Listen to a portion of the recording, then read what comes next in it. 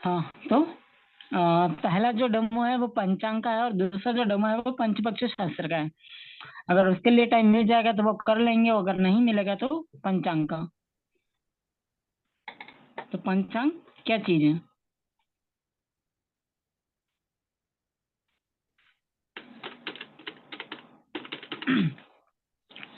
जैसा कि नाम से स्पष्ट है, पंचांग। अब पंचांग तो हर चीज में होते हैं, जैसे कि आपके पंच तत्व हो गए, पंचामृत हो गया, उसके अंदर भी पांच चीजें होती है। पंच तत्व में भी पांच चीजें होती है और पंचांग में भी पांच ही चीजें होती है। तो यहाँ पे जो पंचांग है उसका मतलब है कि ज्योतिष के नजरिए से जो चीजें काम आती है भविष्य बताने के लिए, उस पर्पज में जो जो भी काल गणना या काल गणना के जो भी टॉपिक है वो काम में आते हैं, वो पंचांग कहलाते हैं। तो ज्योतिष संबंधी किसी भी प्रकार के कार्य को करने के लिए पंचांग की आवश्यकता होती है। पंचांग द्वारा समय का बोध होता है और पंचांग में वर्ष विशेष के काल प्रमाणों का लेखा जोखा होता है। फॉर एग्जाम्पल, जैसे कि कौन राजा बन रहा है, कौन मंत्री बोल बनेगा, उस वर्ष के अंदर या उस संवत्सर के अंदर देश या विदेश में क्या क्या रिजल्ट आएगा, उस टाइप से। तो पंचांग में पांच अंग होते हैं: तिथि, वार, नक्षत्र, योग और करण।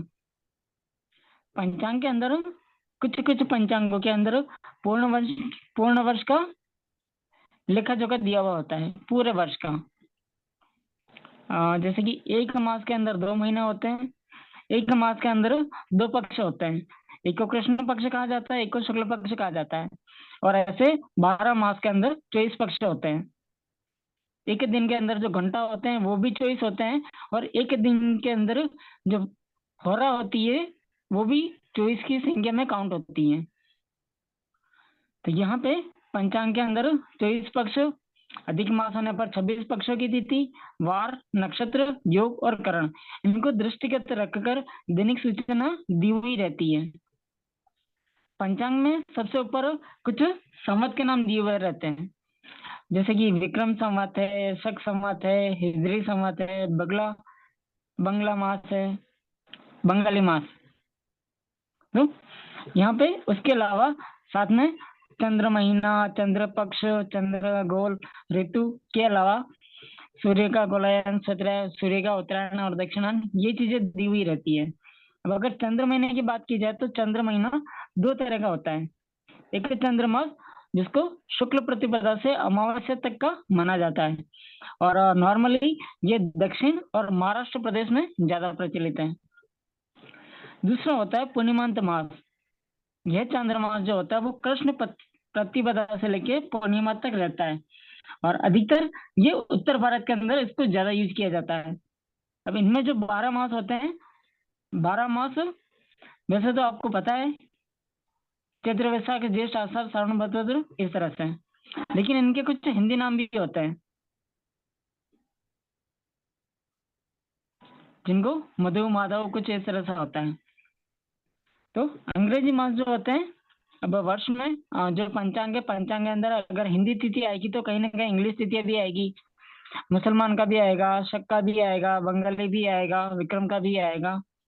तो अंग्रेजी मास जो होता है उसके अंदर ये अंग्रेजी वर्ष जो होता है, वहां पे लीप ईयर जो होता है वहां पे फरवरी 29 दिन की होती है, बाकी टाइम में 28 दिन की।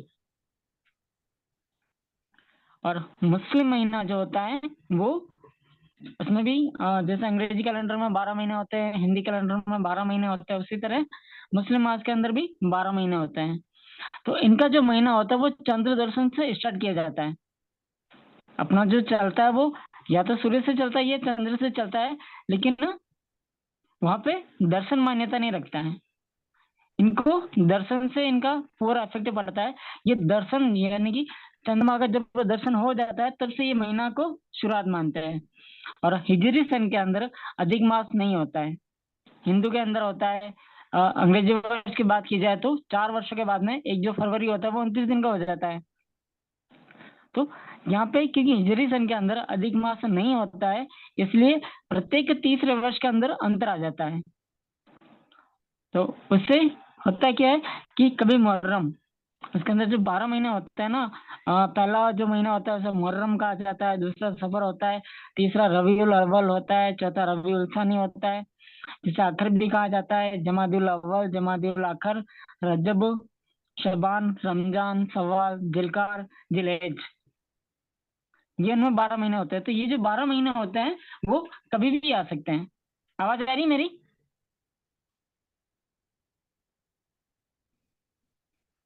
मेरी आवाज आ रही है या गई? आ रही है। तो इनके अंदर क्या होता है कि जो मुहर्रम वगैरह या कोई सा भी महीना हर तीसरे वर्ष के अंदर वो कहीं भी आ सकता है। जैसे अपने नॉर्मल फिक्स होता है कि जो चैत्र का महीना है वो मार्च अप्रैल के आसपास ही आता है। सावन का महीना जो है वो अगस्त के आसपास ही आता है।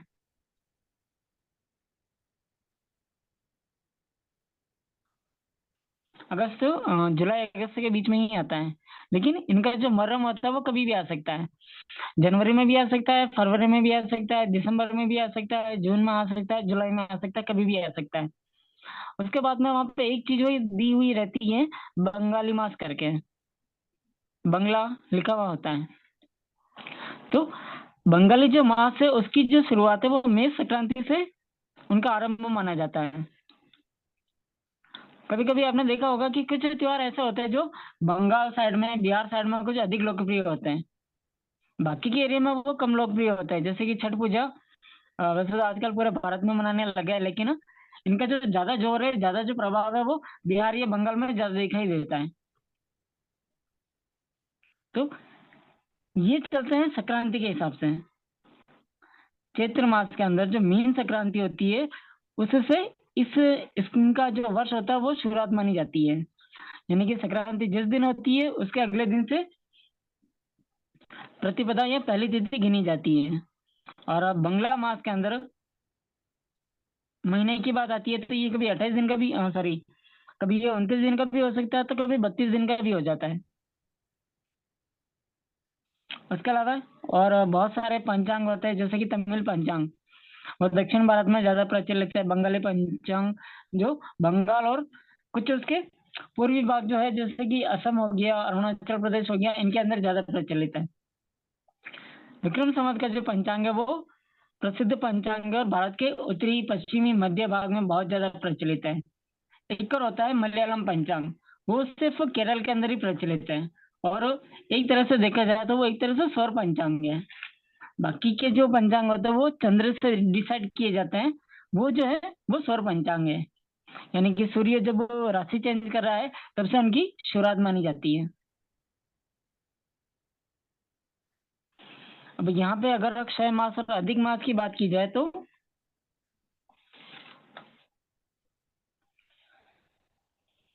जिस चंद्र महीने के अंदर स्पष्ट सूर्य की संक्रांति ना हो वह अधिक मास या मलमास कहा जाता है। तीसरे वर्ष अधिक मास होता है और उस वर्ष 13 मास होता है। जिस चंद्र महीने के अंदर स्पष्ट सूर्य की दो संक्रांति होती है उसे क्षय मास कहा जाता है। छह मास कार्तिक, मार्गशीर्ष और पौष, इन महीनों के अंदर ही उसको काउंट किया जाता है, उसी के अंदर इसको सेट किया जाता है। तो इसके अंदर पंचांग का जो पहला अंग होता है तिथि। तिथि जो कि कृष्ण पक्ष और शुक्ल पक्ष की मिला के 30 तिथियां होती है। एक को, एक का जो एंड होता है उसे अमावस्या कहते हैं, जो दूसरे का एंड होता है उसे पूर्णिमा कहते हैं। तो जहाँ पे अमावस्या है कहीं कहीं पे वहां पे 30 लिखा हुआ रहता है। और तिथि से आगे की पंक्ति में घटी पल में तिथि का समाप्ति काल दिया हुआ रहता है। ये हर पंचांग में होता है। और देखिए, चंद्रमा जो है वो एक एक नक्षत्र की एक एक दिन में परिक्रमा कर लेता है, गोचर कर लेता है। तो उस हिसाब से देखा जाए तो 27 दिन का चंद्र महीना हो सकता है। लेकिन वैसा नहीं है। चंद्रमा का जो महीना होता है वो 29.5 दिन का होता है। और अब क्योंकि अपना ये जो महीना होता है वो 30 दिन का होता है, तो उसके अंदर क्या है कि आधे दिन का डिफरेंस आ जाता है। तो वो जो आधे दिन का डिफरेंस आता है उसी से आपकी तिथि घटती है और बढ़ती है। और तिथियां बनती कैसे हैं? सूर्य से और चंद्र से। इनका जो डिफरेंस होता है 12 डिग्री तक का, जब सूर्य या चंद्र, सूर्य से चंद्र, या मान लीजिए कि यहाँ पे सूर्य है इस जगह,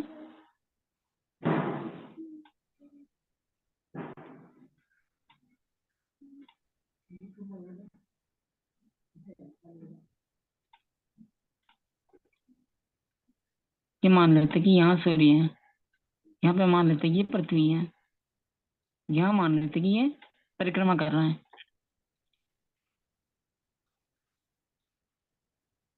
ये अपना चंद्रमा।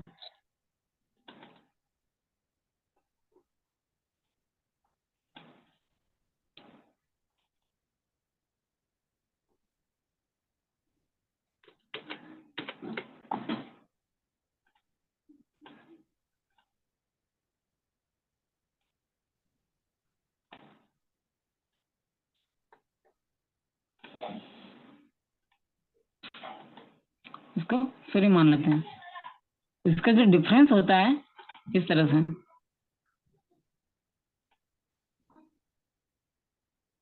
इसका डिफरेंस ये बनेगा,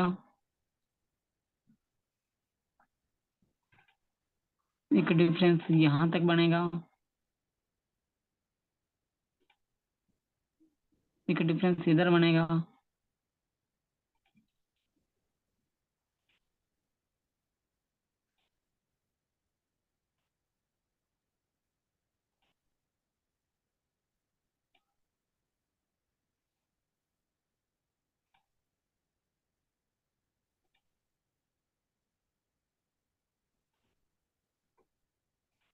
तो यहाँ पे जो आपको डिफरेंस दिख रहे हैं उन डिफरेंस के अंदर जब 12 अंश का अंतर आ जाता है तो वो तिथि कहलाता है। और एक व्रत के अंदर क्योंकि 360 अंश होते हैं और 30 तिथियां होती है टोटल, तो 360 के अंदर जब अपना 30 का भाग देंगे तो वो 12 अंश की एक तिथि बन जाएगी। या फिर ऐसा भी कह सकते हैं कि सूर्य और चंद्रमा के जो भगवांश है उन भगवांश के अंदर जब 12 अंश का अंतर आता है तो एक तिथि होती है, और तिथि दिन या रात में किसी भी समय बदल सकती है। इसलिए पंचांग के अंदर तिथि वार के आगे घटिपल में तिथि का समाप्ति का दिया हुआ रहता है, और ये कभी भी चेंज हो सकती है। तिथि की जो शुरुआत है वो दिन में भी हो सकती है, रात में भी हो सकती है, सुबह भी हो सकती है, शाम को भी हो सकती है। उसके बाद में वार, वार जो होता है वो पंचांग का दूसरा अंग कहलाता है। पंचांग में तिथि के पास में वार दिया हुआ रहता है। भारतीय ज्योतिष शास्त्र के अंदर 7 वार माने जाते हैं, और ये होरा के अंदर भी काम में आता है। तो रविवार से लेके शनिवार तक, अब यहाँ पे शनि ग्रह की जो परिक्रमा कक्ष है वो सारे ग्रहों से ऊपर है, इसलिए शनि की जो होरा है वो सबसे पहले आती है, उसके बाद में बाकी के ग्रहों की। और ये जो वार है इन वारों के जो स्वामी है वो वही ग्रह हैं जिनका वो वार होता है, जैसे कि रविवार का सूर्य देवता, चंद्रवार सोमवार का चंद्र देवता, मंगलवार का मंगल, बुध का बुध, गुरु का गुरु, शुक्र का शनि, इस तरह से। उसके बाद में नक्षत्र, तो ये जो नक्षत्र होते हैं ये बड़े काम की चीज है, हर एक चीज में काम आते हैं। भले आप मुहूर्त के अंदर इसका समावेश कर सकते हैं, जब विवाह होता है तो इसके अंदर भी स्पेशल नक्षत्र होते हैं विवाह के। ये और नक्षत्रों का अलग अलग वर्गीकरण होता है, अलग अलग ढंग से, या अलग अलग तरीके से। जैसे कि गंडमूल नक्षत्र अलग होते हैं, पंचक नक्षत्र अलग होते हैं, स्थिर नक्षत्र अलग होते हैं, चार नक्षत्र अलग होते हैं, लोचन के आधार पर नक्षत्र अलग होते हैं, लिंग के आधार पर नक्षत्र अलग होते हैं, तो इनका अलग अलग वर्गीकरण है। तो पंचांग के अंदर ये जो तीसरा अंग है वो नक्षत्र है। पंचांग में कभी कभी एक नक्षत्र 60 घंटे से अधिक रहने के कारण दूसरे दिन भी दिया हुआ रहता है, और नक्षत्र के आगे घंटीपल और घंटा मिनट या फिर नक्षत्र का समाप्ति काल दिया हुआ रहता है। तो नक्षत्र की समाप्ति काल से ये ज्ञात होता है कि सूर्योदय के बाद में कितने घटी पल या घंटा मिनट तक नक्षत्र का भोग रहेगा। और ये भोग की जानकारी अपने को इसलिए चाहिए क्योंकि अगर बच्चे का जन्म होता है तो उसका जब नामकरण होता है, वैसे नामकरण के पीछे जो मेथड होता है उसमें नक्षत्र का सबसे बड़ा रोल है कि कौन से नक्षत्र के किस चरण में किस व्यक्ति का जन्म हुआ है, उसका रिजल्ट क्या होगा, उसका प्रेडिक्शन किस तरह से होगा। और हर एक जो नक्षत्र होता है वो 13 अंश 20 कला का उसका माप होता है। वो नक्षत्र टोटल वैसे तो कहा जाता है कि 27 नक्षत्र हैं, लेकिन इन 27 नक्षत्रों के अलावा एक नक्षत्र और भी है जिसे अपन अभिजीत का नाम देते हैं। जो दिन के अंदर ऐसा कहा जाता है कि दिन का जो मध्याह्न होता है उससे 48 मिनट पहले और 48 मिनट बाद में वो अभिजीत मुहूर्त होता है। तो वो अभिजीत मुहूर्त अलग चीज है और ये अभिजीत नक्षत्र अलग चीज है। 27 नक्षत्र के क्रम में इसकी गणना नहीं है, क्योंकि यह नक्षत्र क्रांति प्रदेश के बाहर है। श्रवण नक्षत्र के प्रथम भाग की 4 घटिया और उत्तराषाढ़ा नक्षत्र की 16 घटिया के मान वाला यह अभिजीत नक्षत्र होता है। उसके बाद में योग, योग 27 होते हैं और योग पंचांग का चौथा अंग कहलाता है। चंद्रमा और सूर्य की गति में जब 13 अंश 20 कला अर्थात लगभग या पूर्णतया 800 कला का जब अंतर आ जाता है तब एक युग बीतता है। युग नहीं, योग। यानी कि जब सूर्य और चंद्रमा दोनों अश्विन नक्षत्र से 800 कलाएं चल लेते हैं तब एक योग होता है। और योग का अर्थ होता है जोड़, अर्थात सूर्य और चंद्रमा की यात्रा का जोड़। अब योग जो होता है वो नक्षत्र की तरह कोई तारापिंड तो है नहीं, तो वह सूर्य और चंद्र की जो अंतर होता है उसका माप है। ये 27 योग होते हैं, जिनमें से कुछ अच्छे भी माने जाते हैं, कुछ बुरे भी माने जाते हैं। जैसे कि इसके अगर पहले योग की बात की जाए तो वो विश्व में होता है और उसका जो समय होता है वो यम होता है, तो उसे अच्छा नहीं माना जाता है। उसके बाद में प्रीति योग आता है, तो प्रीति योग के जो देवता है वो विष्णु है, तो वो अच्छा माना जाता है इस तरह से। उसके अलावा ज्योतिष की बात की जाए तो दुनिया भर के आपको योग मिल जाएंगे। जैसे कि चंद्रमा और गुरु साथ में है, सूर्य और बुध साथ में है तो बुधादित्य योग, गुरु चंद्र साथ में है तो गजकेसरी योग, राहु गुरु साथ में है तो चांडाल दोष। इस तरह के योग और दोष बहुत सारे बनते हैं, लेकिन यहाँ पे योग है। इन योगों के अलावा 28 योग और अलग अलग होते हैं जो वारों के हिसाब से चलते रहते हैं। स्पेशल वार के दिन स्पेशल योग। उसके बाद में करण, करण जो होता है वो तिथि का दूसरा भाग, यानी कि सूर्योदय के ऊपर जो तिथि रहती है उसका करण दिया हुआ रहता है पंचांग के अंदर। और पंचांग में 2 करण दिए हुए रहते हैं। किसी किसी पंचांग के अंदर सिर्फ एक ही करण दिया हुआ रहता है, दूसरा आपको मानना पड़ता है कि अगर भव है तो उसके बाद में बलव आता है। कुछ पंचांगों के अंदर करण के आगे भी घटी बल या घंटा मिनट का समाप्ति काल दिया हुआ रहता है। करण को पंचांग का 5वां अंग कहते हैं और तिथि के आधे भाग को करण कहते हैं। तिथि के पहले आधे भाग को प्रथम करण और दूसरे आधे भाग को दूसरा करण कहा जाता है। तो एक तिथि के अंदर 2 करण होते हैं और ये यानी कि तिथियों का अगर देख लीजिए कि वो 12 अंश का है तो ये 6 अंश का अंतर होता है। तो 6 अंश के अंतर को एक करण कहा जाता है। चंद्र महीने के अंदर 30 तिथियां होती है, 6 करण होते हैं और इस तरह से करण कुल 11 होते हैं, जिनमें से 7 चर है और 4 स्थिर है। यानी कि 7 जो करण है वो चलने वाला है और 4 जो करण है वो फिक्स है। जैसे कि शुक्ल पक्ष की प्रतिपदा को सबसे पहला जो पूर्वार्ध का करण आता है उसे किस तुंग में कहा जाता है, तो वो महीने में वापस आता ही नहीं है, बस वो एक ही बार आता है। उसी तरह कृष्ण पक्ष के अंदर जो अंतिम 3 कर्ण होते हैं, शकुनी, चतुष्पद और नाग, वो भी महीने में सिर्फ एक बार आते हैं, बाकी आते ही नहीं है। उसके अलावा जो 7 चर करण होते हैं उनके अंदर भव, बालव, कौलव, तेतिल, घर, वणिज, विष्टि, ये आते रहते हैं, जाते रहते हैं, चलते रहते हैं। यानी कि मान लीजिए कि आज जो भी तिथि है, आज की एक तिथि के अंदर 2 करण जा चुके हैं और इसके अंदर जो विष्टीकरण होता है उसे सबसे भयानक माना जाता है, सबसे खराब माना जाता है।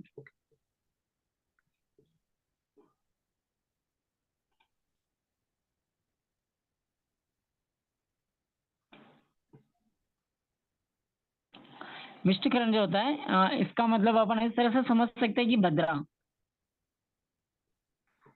स्पेशल आपको रक्षाबंधन के दिन, होली के दिन या दशमाता के दिन इसका नाम सुनने को बहुत मिलता है।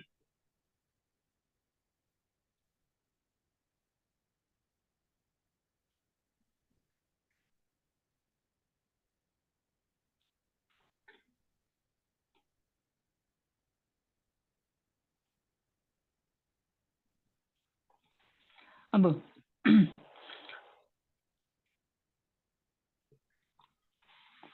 इसके बाद में अगर अपन गोचर ग्रह की बात करते हैं तो गोचर ग्रह यानी कि हर दिन या अगर इनके टाइमिंग के हिसाब से देखें तो चंद्रमा सबसे फास्ट चलता है, 2.25 दिन का। 2.25 दिन के अंदर वो एक राशि कंप्लीट कर लेता है।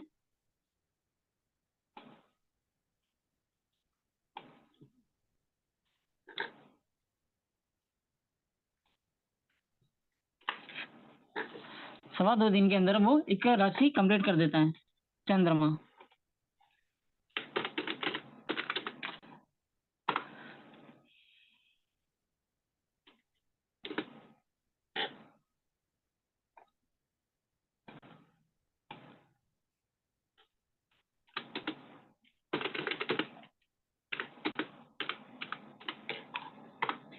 उसके बाद में बुध बुध को एक राशि की परिक्रमा करने में 27 दिन लगते हैं। उसके बाद में शुक्र शुक्र 28 दिन के अंदर एक राशि परिवर्तित कर देता है। उसके बाद में सूर्य, इसको 30 दिन लगते हैं। फिर उसके बाद में बात की जाए तो मंगल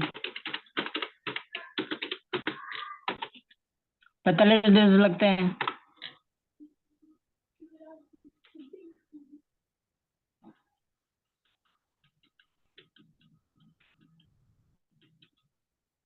फिर आपका जुपिटर,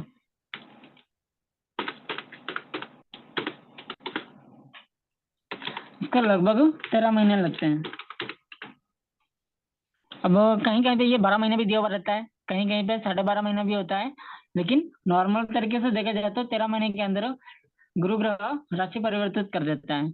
और उसके अंदर भी कहीं कहीं वक्र भी हो जाता है, कभी कभी मार्गी भी चलता है, कभी कभी अस्त भी हो जाता है। फिर लास्ट में अगर शनि की बात की जाए तो शनि को 2.5 साल लगते हैं। तो ये समय समय के हिसाब से जैसे इनका ये टाइमिंग पूरा हो जाता है, इसके बाद में ये राशि चेंज कर देते हैं, तो उसे ही गोचर कहा जाता है। गो का मतलब होता है तारा और चर का मतलब होता है चलना। गोचर यानी कि तारों का चलना। और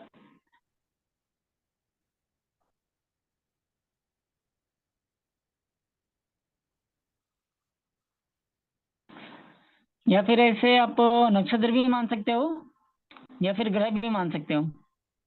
तो गोचर का अर्थ होता है गमन करना यानी कि चलना, गो का मतलब तारा, चर का मतलब चलना। और इस तरह गोचर का संपूर्ण अर्थ निकलता है ग्रहों का चलना।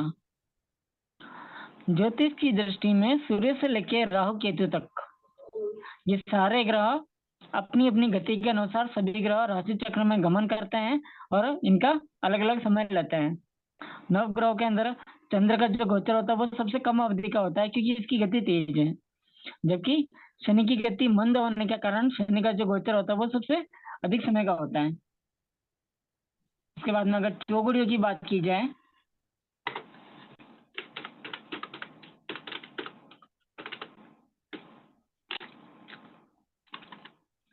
चौगड़िया तो चौगड़िया पंचांग चौगड़िया पंचांग हिंदू वैदिक पंचांग का एक रूपीय अंग होता है। इसमें प्रतिदिन के लिए दिन, नक्षत्र, तिथि, योग और करण दिए हुए रहते हैं। तो इनके लिए प्रत्येक नगर या स्थान के लिए वहां के सूर्योदय और सूर्यास्त से संबंधित तो स्वतः सुधार होता है। यदि किसी भी कार्य के लिए कार्य करना जरूरी है और यदि कभी किसी कार्य के लिए कोई मुहूर्त नहीं निकल रहा है और कार्य को शीघ्रता से आरंभ करना हो तो या फिर किसी यात्रा पर आवश्यक रूप से जाना हो तो वहां के लिए चौगड़िया मुहूर्त देखने का विधान होता है। और ज्योतिष के अनुसार चौगड़िया मुहूर्त देखकर ये कार्य करना या यात्रा करना उत्तम माना जाता है। अब एक तिथि के लिए दिवस और रात्रि के 8-8 भाग का एक चौगड़िया निश्चित है। होरा की तरह होरा 1 घंटे की निश्चित है।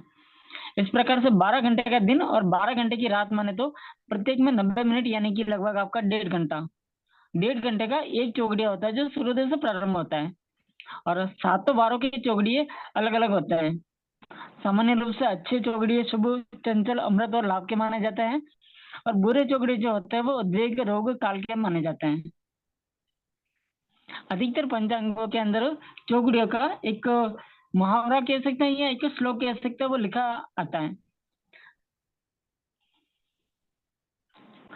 चर में चक्र चलाइए, उद्वेगे थलगार, शुभ में स्त्री श्रृंगार करे, लाभ करो व्यापार, रोग में रोगी स्नान करे, काल करो भंडार, अमृत में सब काम करे, सहाय करे करतार।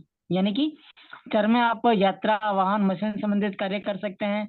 उद्वेग में जमीन से संबंधित कार्य कर सकते हैं। और जो स्थायी कार्य होते हैं, शुभ के अंदर स्त्रियों का श्रृंगार या मांगलिक कार्य, लाभ के अंदर व्यापार या नौकरी, रोग में रोगियों को रोग मुक्त होने पर स्नान करना चाहिए, काल में धन संग्रह करना चाहिए, अमृत के चौगड़े में सभी प्रकार के कार्य कर सकते हैं। उसके बाद में एक मुहूर्त जो कि 30 होते हैं एक दिन के अंदर। और मुहूर्त के अंदर अगर सबसे अपना 2 मुहूर्त आपको ज्यादा सुनने को मिलते हैं, एक होता है ब्रह्म मुहूर्त और एक होता है अभिजीत मुहूर्त। तो अभिजीत मुहूर्त दिन का जो मध्य भाग होता है, उस मध्य भाग से 2 घड़ी पहले और 2 घड़ी बाद में, सॉरी, 2 घड़ी का ये टोटली अभिजीत मुहूर्त होता है। और एक घंटे के अंदर आपके 24 मिनट होते हैं, यानी कि 24 और 24 48 मिनट का आपका ये अभिजीत मुहूर्त होता है। तो दिन मान के आधे समय को स्थानीय सूर्योदय के समय में जोड़ देंगे तो मध्यकाल स्पष्ट हो जाता है। उस मध्यकाल से 24 मिनट पहले और 24 मिनट बाद का जो समय होता है, वह अभिजीत मुहूर्त कहलाता है।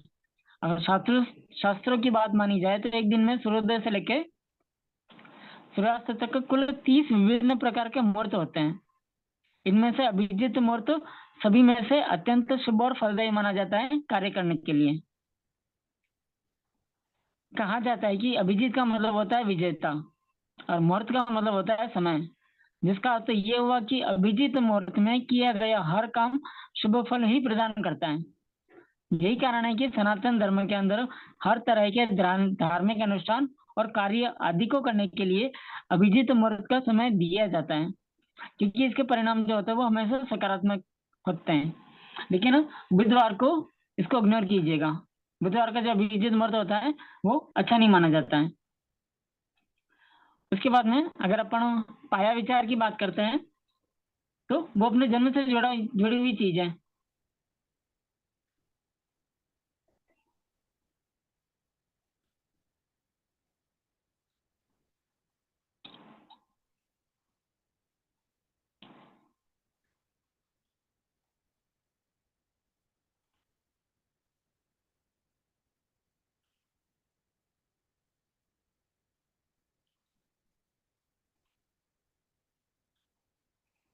तो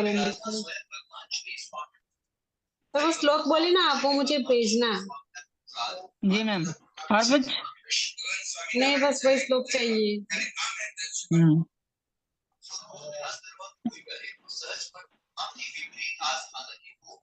तो ये जो पाया का विचार होता है, आपने बहुत बार सुना होगा कि चांदी के पाए में जन्म है या सोने के पाए में जन्म है या लोहे के पाए में जन्म है या फिर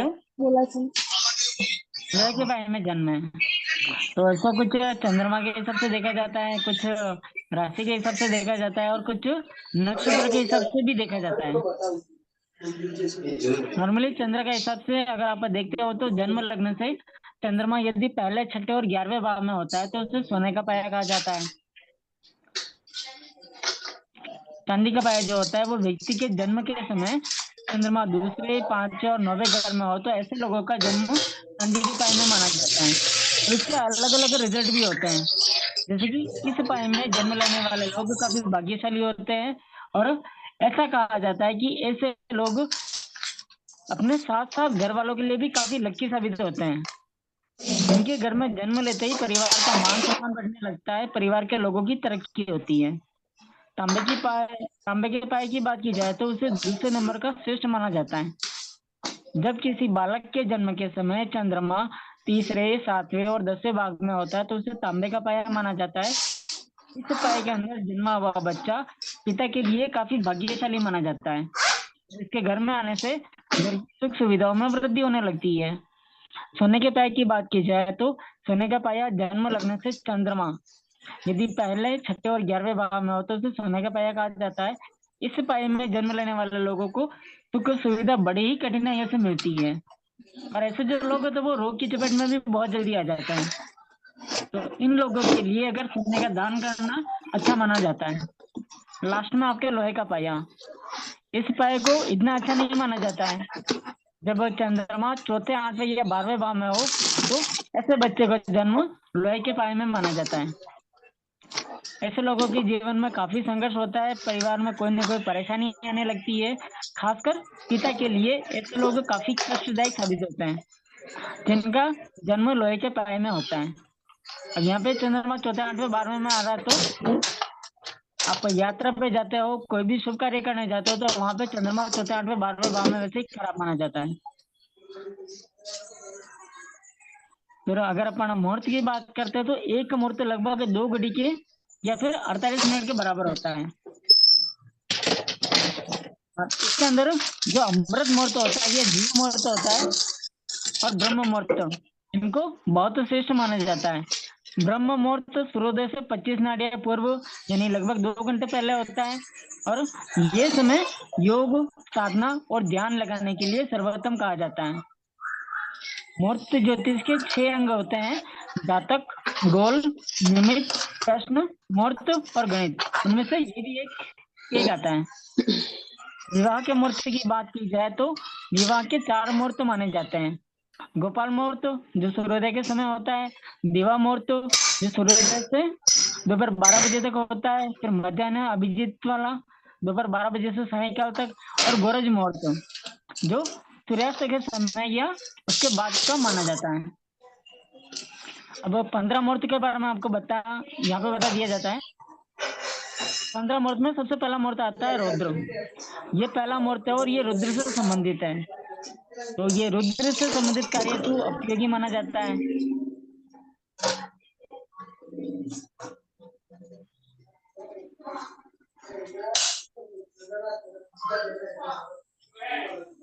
एक बार इनबॉक्स के अंदर मैसेज भी पढ़ लीजिए।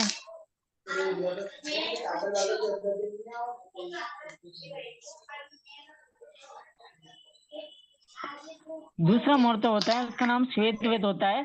उस श्वेत वेद मुहूर्त के अंदर गृह प्रवेश करना, गृह निर्माण करना, ये कार्य शुभ माने जाते हैं।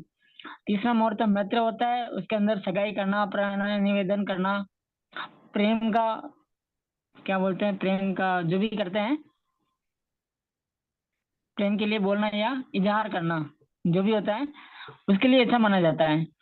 चौथे नंबर पर आपका सार बट्टा आता है। शत्रुनाश के लिए इस मुहूर्त में बहुत फलदायी होता है, यानी कि आपको जो भी शत्रु से रिलेटेड कार्य करना है तो सार बट्टा मुहूर्त में कीजिए, आपके शत्रु आपको कभी परेशान नहीं करेंगे। पांचवा सावित्र होता है, जिसके अंदर यज्ञ, विवाह, जनेऊ आदि संस्कार होते हैं। छठा वेराज होता है, जिसके अंदर पराक्रम संबंधी सारे कार्य होते हैं। फिर विश्वावसु, जिसके अंदर सभी प्रकार के उत्तम कार्य शुभ माने जाते हैं।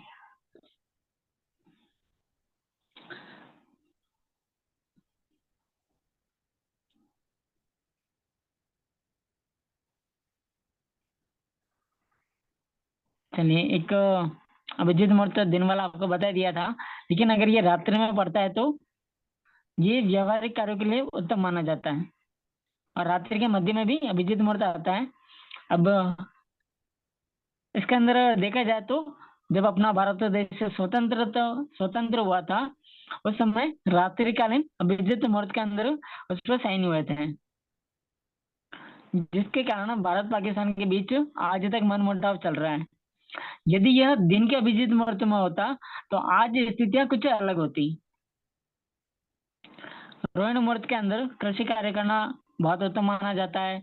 बल के अंदर शत्रु पर विजय प्राप्ति, संपत्ति प्राप्त करना, ऐसे कार्य अच्छे माने जाते हैं।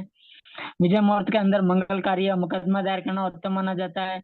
नैऋत्य मुहूर्त के अंदर शत्रु राष्ट्रों पर हमला, आतंकवादियों के दमन की कार्रवाई करना। वरुण मुहूर्त के अंदर जलीय खाद्य पदार्थों की बुआई, जैसे कि चावल हो गए। सौम्य मुहूर्त के अंदर शुभ व मांगलिक कार्य। भग मुहूर्त के अंदर बाकी के जो देवता होते हैं उसको भग कहा जाता है। तो ये जो मुहूर्त होता है वो ऐश्वर्य का सूचक माना जाता है। ये आपके सुख सौभाग्य और ऐश्वर्य वृद्धि में सहायक होता है, बढ़ाता है। तो मुहूर्त का महत्व, शुभ मुहूर्त के द्वारा यह सुनिश्चित किया जाता है कि व्यक्ति प्राकृतिक शक्तियों के विरुद्ध नहीं जा रहा है और सभी ब्रह्मांडीय शक्तियों के अनुकूल होने पर एक शुभ और महत्वपूर्ण कार्य शुरू कर रहा है। एक तरह से किसी घटना का मुहूर्त उस घटना की कुंडली को परिभाषित करता है, इसलिए अच्छे भविष्य के लिए शुभ मुहूर्त अनिवार्य है। जन्म कुंडली, जन्म पत्रिका, मुहूर्त, ये सब आपस में जुड़े हुए हैं।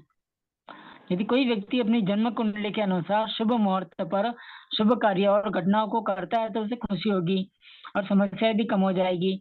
और किसी व्यक्ति की जन्म कुंडली द्वारा प्रदान की गई बाधाओं का मुकाबला करने और उसके अंदर उल्लिखित नुकसान को बेअसर करने के लिए इनका उपयोग किया जाता है।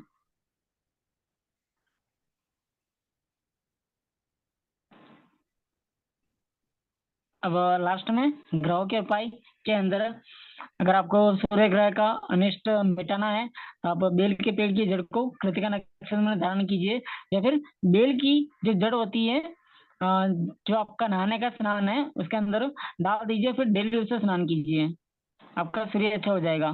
चंद्रमा के लिए खिरनी की जड़, मंगल के लिए अनंत मूल की जड़, बुध के लिए विदारक की जड़, गुरु के लिए हल्दी की जड़ या केले की जड़, या फिर सोने की कुछ भी चीज आप उस पानी के अंदर रख के नहा सकते हैं। शुक्र के लिए सरपन का, जो कि एक पौधा आता है, उसकी जड़। शनि के लिए बिच्छू की जड़, राहु के लिए सफेद चंदन की जड़, केतु के लिए अश्वगंध की जड़। अगर आप इनको पहनते हैं, गले में ताबीज धारण करते हैं या नहाते समय इनका यूज करते हैं तो आपके जो ग्रह हैं अगर अनिष्ट कर रहे हैं तो वो सही करने लग जाएंगे। कुछ ग्रह बुरा रिजल्ट दे रहा है तो वो अच्छा करने लग जाएगा। ठीक है, तो ये आपका एक पंचांग का डेमो था जिसकी क्लास अभी शुरू होने वाली है। अगर किसी को अंतरिक्ष है तो बता दीजिएगा। अब अगर आप में से कोई बोलना चाहे तो बोल सकते हैं अनम्यूट करके। सर ये क्लास कब से स्टार्ट होने वाली है? ये कल से हो जाएगी मैम। सर जैसे अभी आपने जो बताया ये डेमो में, तो सर डीप में जैसे आपने बहुत कुछ बताया वो समझ में नहीं आया, तो पूरा कंसेप्ट क्लियर रहेगा इसका? जी मैम, इसके अंदर आपको डेली की वीडियो रिकॉर्डिंग मिलेगी, प्लस पीडीएफ मिलेगी। लगभग 1 महीने का कोर्स है, लेकिन ये 1.5 महीना से चलता है। और अभी जो आपको टॉपिक दिए थे वो सिर्फ 8 या 9 टॉपिक ही है, उसके अंदर ऐसे 45 टॉपिक है। सर एक ऐसा पूछना था, इसका क्या यूज आता है? पंचांग का तो हर जगह यूज आता है मैम। सर जैसे थोड़ा सा आप बता सकते हैं पॉइंट की भाई कैसे यूज कर सकते हैं हम इसे? सूर्योदय से लेके सूर्यास्त तक, आपके जगने से लेके आपके सोने तक का सारा इसके अंदर मैटर होता है। यात्रा पे जा रहे हो तभी मुहूर्त देखा जाता है तो पंचांगी काम में आएगा। किसी व्यक्ति का जन्म हो रहा है, अपन लग्न कुंडली बना रहे तो कुंडली बनाने के लिए भी उसका नॉलेज होना जरूरी है।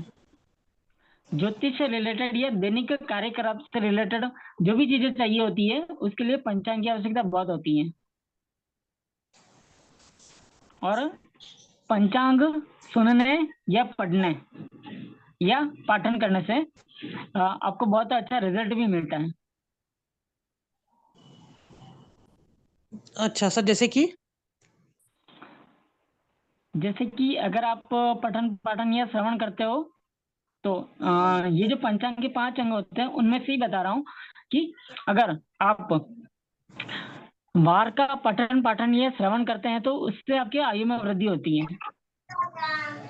अगर आप तिथि का पठन पाठन या श्रवण करते हैं तो माँ लक्ष्मी की कृपा प्राप्ति होती है। नक्षत्र का पठन पाठन और श्रवण करने से पापों का नाश होता है। योग के पठन पाठन करने या श्रवण करने से प्रियजनों का प्रेम मिलता है, उनसे कभी वियोग नहीं होता है।